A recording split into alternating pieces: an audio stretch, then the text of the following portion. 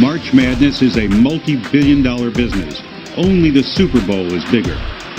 The power behind this spectacle is the National Collegiate Athletic Association. They make all the rules for big-time college sports. I'm now in my 101st day on the job. Mark Emmert is the new president. Opportunities, many challenges. The NCAA is a voluntary association of around 1,100 colleges and universities. And it's a nonprofit. Yeah, absolutely, yes. And how much of your revenue comes from men's basketball? 90% of the revenue that flows into the NCAA comes from the media rights and ticket sales for the NCAA men's basketball tournament. And the current contract for March Madness with CBS and Turner Broadcasting is for how many years and how much money? It's 14 years and it's $10.8 billion. $10.8 billion. This is about $700 million a year. That's a lot of money. It is, yes. What we have here is conference cannibalism at its finest. Everybody's in a survival mode. They're trying to scramble. In the past, when conferences used to be exclusive, they don't want to let people in. Now they want to be inclusive. Get to that magic number of 16, generate the most TV revenue, and have the best opportunity for future success.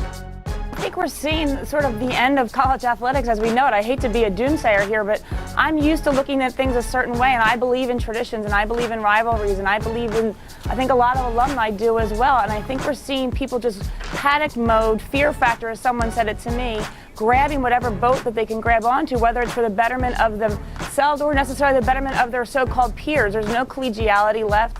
It's all about save myself and let the chips fall where they may. I don't think this is what college athletics is supposed to be about. And as someone said to me very clearly, and I think they're exactly right, they're going to get what they want in about 5 years, realize what they wanted isn't what they should have wanted in the first place. Griffin told the crowd he was earning 2 degrees while playing ball. Plan A would be, go to law school after I finish my communications degree, and plan B would be go to the NFL. So, plan B works out, it's fine, but I've always got plan A. Ladies and gentlemen, Robert Griffin. Thank you. But Griffin's success isn't the norm at Baylor. In recent years, the graduation rates for the university's revenue-generating sports, football and men's basketball, have been in decline. In fact, according to the NCAA, Baylor's basketball team graduates less than half of its players. And last year, the graduation rate for Baylor's African-American players was 29%.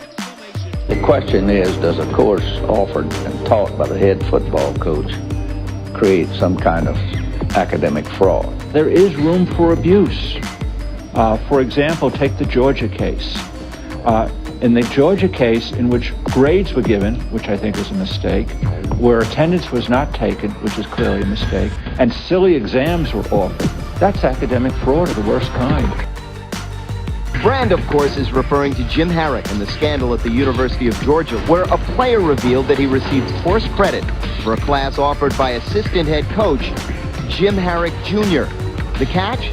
The player never showed up at class, where the final exam offered incredulous questions like, how many halves in a basketball game? And the thought-provoking, how many points is a three-point shot worth? Reggie Bush was a fantastic coach. And nobody can deny that. One of the most exciting guys to play here, most fun guys to play and watch play here. By his own admission today, he made some mistakes, and we've returned our Heisman. He's returned his, and that's about all we can do. Did you want to know? Did you ever think in retrospect, you think you turned a blind eye to anything? No, you have to want to know, because that's what the world is all about. Compliance runs your life in college sports. You screw it up, you lose it. Remember that the people that were involved with this didn't want us to know. They were trying to conceal the information, and they did a good enough job, but we didn't know. We would have stopped it. That's where the stoppage comes from. We made mistakes along the way, but we didn't make mistakes that would take a program down. With the facts that they hold, I would be ashamed for the NCAA. Did you think the committee had an agenda? No, without question. What was it? Because they didn't care about what the facts were that were out there. There wasn't hard facts that said there was any connection with us knowing about what was going on. There was nothing. So with that, and no court of law, there's no process that would have gone through and looked at the facts and said this thing all tied together. It would have been thrown out in a heartbeat. question asked from time to time, should players be paid? I like to phrase it in a different fashion, which is we have this multi-billion-dollar collegiate sports industry. We have to figure out a way to fairly compensate those who are fueling that industry. Like Bernie said, what a great business model. You make billions, oh, and by the way, you don't have to pay the employees anything. How great is that? I mean, it's the only institution in America that you can think of like this, where you're making billions of dollars, oh, and by the way, you don't pay the people. The other argument, and Bryant's going to jump in 3 seconds into my saying this, the other argument is we're giving you a college education for free. Right. Like it cost the University of Florida to put another butt in the seat. I mean, really, it's insane. It's insane. How do we compensate them? How do we compensate them? And by the way, this is not some kumbaya moment. I mean, let's be honest about this. If and when, even if you pay athletes, some will still cheat. Some schools will cheat. Some guys will take money under the table and said, this isn't going to equalize anything. The only thing is, it will make for a fairer system for the athlete if we can find some way to compensate them fairly for what they're doing for their schools.